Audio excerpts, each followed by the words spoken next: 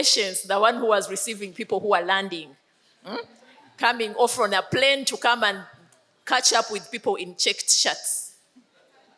We are discussing formalization. This is what I'm hearing now. Formalization. What does that look like? When we came on board, because we were educated and according to the business and how it was being run, we found out that there were no structures, there were no policies, there were no systems. Remember, the first thing I told you was, at the beginning, this business was run from, from the briefcase. Yes, the premises are there, and it's a big establishment.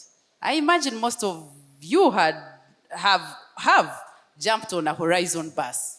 It is 30 years and above. But the way it was being run, one-man show. If he's not there, there is no decision to be made. He's the one source for the money. He's the one source for the people to work with. Is everything.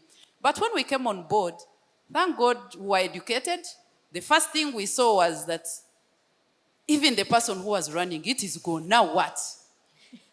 So we started formalizing the business. Then now that is where people who had flown, they kicked themselves out because they were not downtown spaces. They couldn't go. They couldn't be the accountants. They couldn't be board members. They couldn't, even, by the way, even in meetings, they had no decisions to make because they didn't know. And by that time, what we were first told were two things. Get consultants.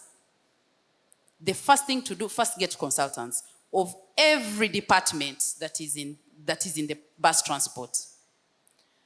Of course, that came with tax consultants, because by that time, by the way, business owners or family businesses that are run by one-man show, taxes come to haunt the family when the founder is no more. We are still being beaten by the taxes.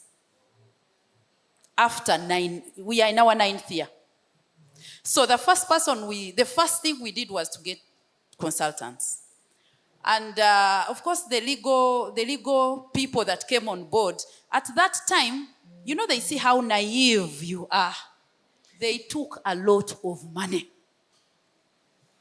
So those were the first people that, even up to now, when someone talks about a legal matter, I'm like, So even the legal people now we got, now that from that time that we got out of being naive, now we know better. We have the few that we need on board. So that with every step we are going to take, they are the ones who are making decisions. They help us make the decisions. So we formalized by putting policies, structures. Now, those businesses, it's for relatives. A relative just comes and says something.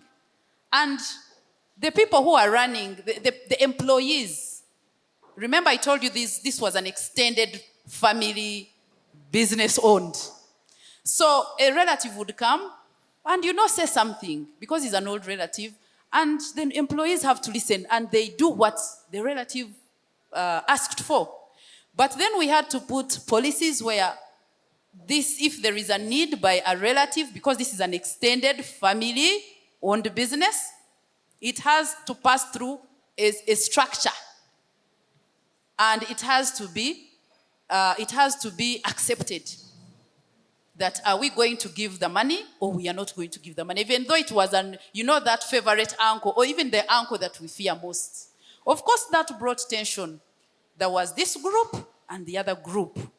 The people who say yes and the people who say no. So I'm telling you, even the relationships, they are not the same as they used to be when he was. But we made sure that we have structures, and now we have systems, we have policies, we have the HR department. Now, by that time, if you are going to be employed in the company, you have to see the final man. If it's the cleaner, the final man. If it is the accountant, the final man. If it is the conductor, the final man. You know what the background was. But all that is now structured. That's why Now, this is a business now. Even when you're not there, it is running itself. But those days, the person had to be on ground from morning up to midnight because the last bus has to leave at midnight.